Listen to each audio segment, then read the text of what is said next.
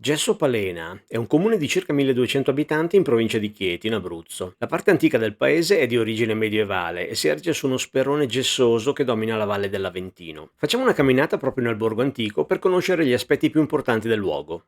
Per capire se è un luogo interessante dove vivere, anche per te, scarica il report con tutti i dettagli su Gesso Palena. Il link lo trovi qui sotto. In questo video trovi comunque tutti i punteggi ottenuti da questo comune, così lo puoi facilmente confrontare con gli altri della guida Dove vivere in Italia.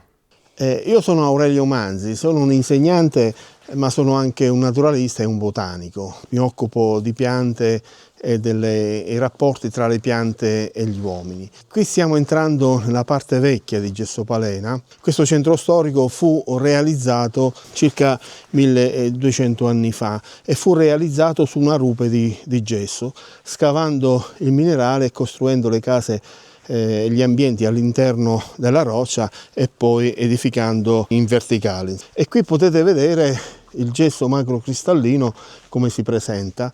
Peccato che non c'è il sole, altrimenti avremmo visto i cristalli di selenite luccicare al sole. E tant'è vero che il Gesso Palena, che prende il nome proprio dalla presenza del gesso, veniva chiamata anche preta lucente, per il fatto che questi cristalli di gesso al sole luccicano.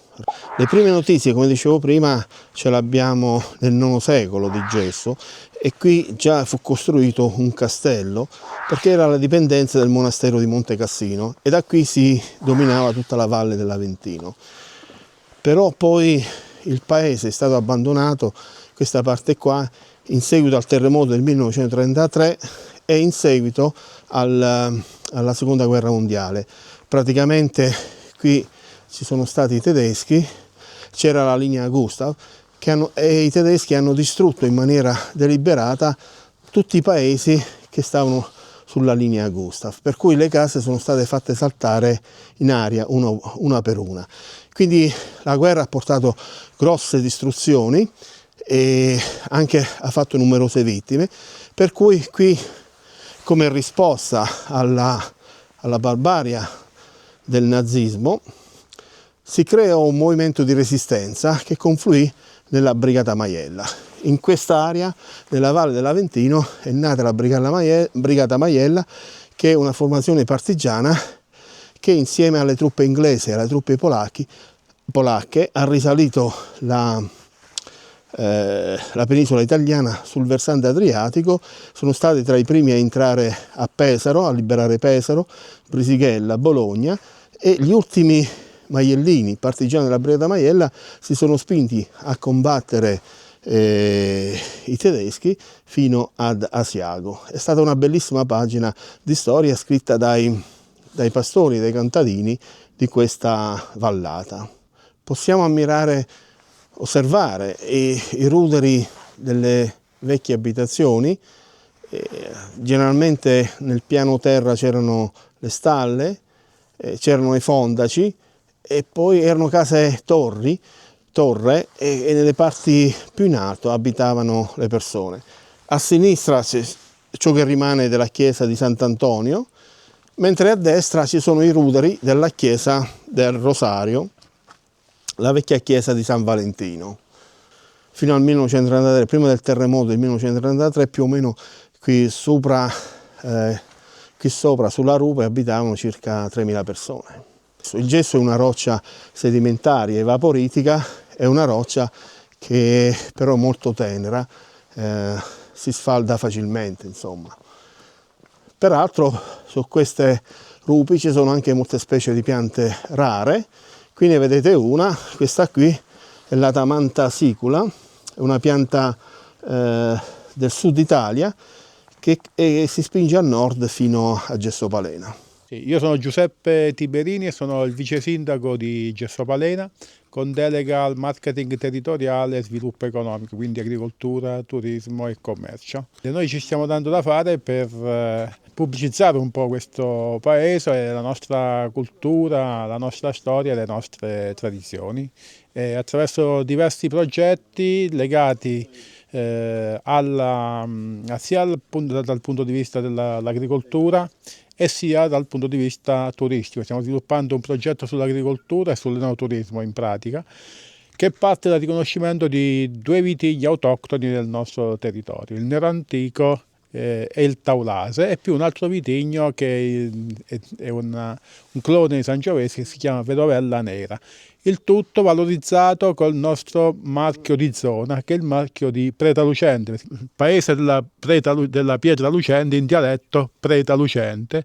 E poi puoi vedere degli edifici che abbiamo recuperato, erano i piani inferiori delle diverse abitazioni dove c'erano delle stalle o anche delle cantine a volte, e ne abbiamo fatto una mostra permanente della cultura del gesso, cioè la cultura di questo minerale, gli aspetti naturalistici, geologici, ma anche gli aspetti umani legati allo sfruttamento del gesso.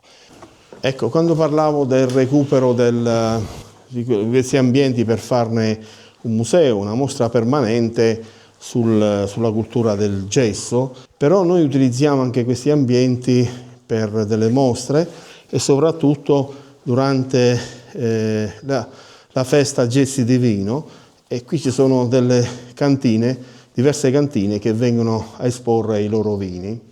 Stiamo entrando in un altro edificio recuperato. Ora, in questo edificio c'era anche una cantina dove si pigiavano le uve e si produceva il vino. E qui ci sono i resti di un torchio. È un torchio che adamitico in un certo senso, che non faceva uso della vite ed era un torchio a leva. Ci sono delle grotte. Allora d'inverno le persone, quando magari non potevano uscire per la neve, allora cavavano la roccia per ricavare altri ambienti. Abbiamo allestito una piccola mostra sul nibbio reale perché quest'area è ricca di biodiversità, sia animale che vegetale, e tra i rapaci uno degli elementi più significativi è il nibbio reale, no? Che in Italia è raro, in Europa è una specie endemica dell'Europa, è rara, però qui abbiamo una bella popolazione, una popolazione anche molto vitale, insomma. Ecco, da qui possiamo ammirare il tramonto più bello d'Italia.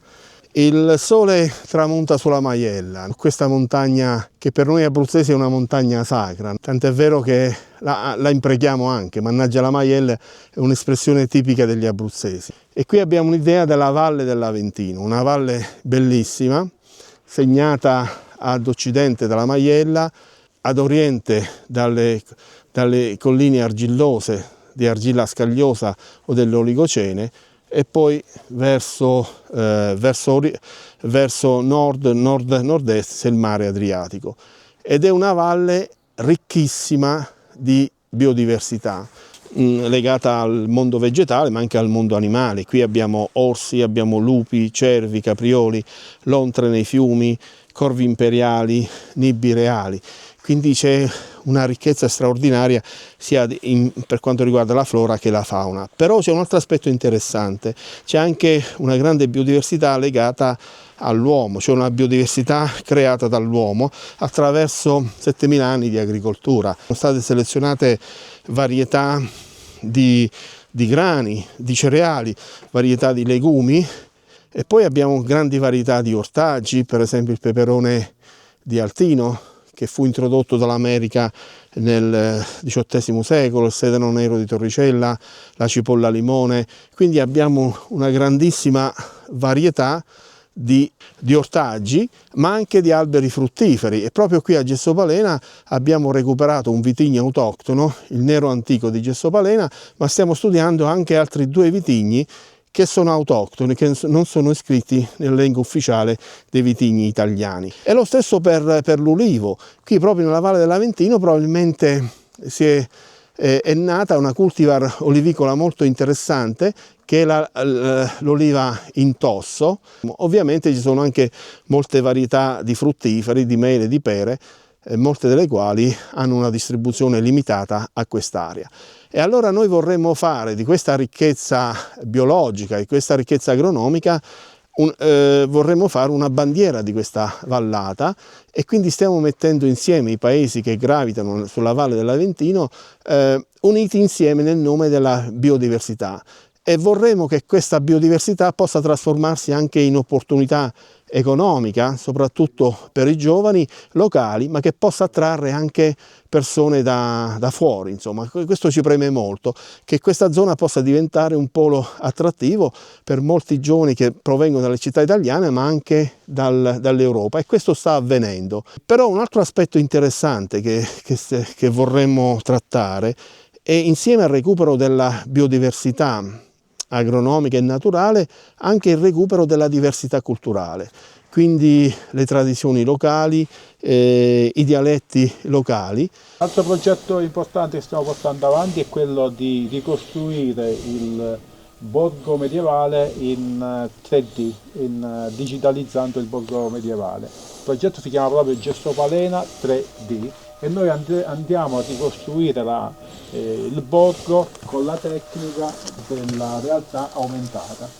Questa è qui la sala degustazione Pretalucente, dove noi accogliamo chi vuole degustare i nostri prodotti, e parliamo logicamente di enogastronomia, quindi degustazione dei nostri vini, che poi sono questi qui che vedete esposti. Il Nero Antico di Pretalucente, questa è una versione spumantizzata, che è già disponibile al commercio, e poi c'è la versione invece di vino rosso del Nero Antico. Il Nero Antico è un vitigno autoctono che è stato già registrato nel registro nazionale della viticoltura e nel registro regionale. Stiamo puntando a fare l'IGT, che ci permetterà di commercializzarlo definitivamente. Al momento è commercializzabile solo nella versione spumantizzata. La cosa interessante di questo vitigno è il fatto che viene coltivato a Gessopalena in terreni ricchi di gessi, come lo champagne in Francia, e in effetti la bollicina ha le stesse caratteristiche gustative ma anche chimiche che ha lo champagne in Francia, proprio perché anche lo champagne viene coltivato in terreni ricchi di gesso, e quindi una grossa salinità e l'acidità. I nostri visitatori possono prenotare una degustazione a un'associazione locale che si chiama Associazione Viti e Vini di Pretalucente, e si possono fare degustazioni abbinando le varie tipologie dei nostri vini con i prodotti tipici locali, salumi e formaggi. E la sola degustazione è su. Chiaramente, per fare un buon servizio, le degustazioni possono essere fatte fino a un massimo di 24 persone alla volta, appunto perché noi cerchiamo di far capire l'origine, la provenienza e anche le tecniche di vinificazione sia dei vini che dei nostri prodotti tipici locali. Adesso vediamo i punteggi che ha ottenuto Gessopalena, analizzando in modo oggettivo decine di parametri tratti da archivi ufficiali pubblici, da Istat fino ai documenti comunali. L'indice vivibilità analizza 10 macro aree che comprendono tutti gli aspetti pratici della vita in un piccolo comune. Su una scala da 0 a 100, Gessopalena ottiene 63,80 punti.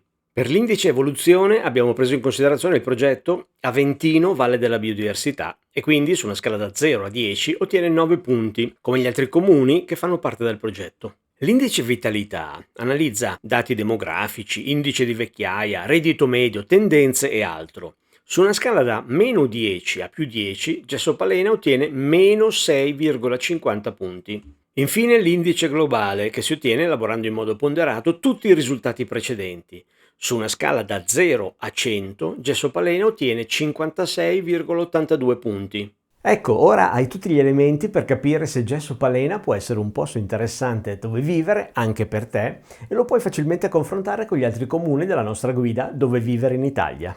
Ci vediamo nella prossima puntata, dove analizzeremo un altro piccolo comune. Per non perderlo, iscriviti al canale YouTube Rurale Digitale, ovviamente non dimenticare un like, un hype, un tuo commento, ma anche la condivisione su altri social. E se vuoi che analizziamo anche il tuo comune o un luogo dove ti piacerebbe vivere, guarda questo video e poi contattami.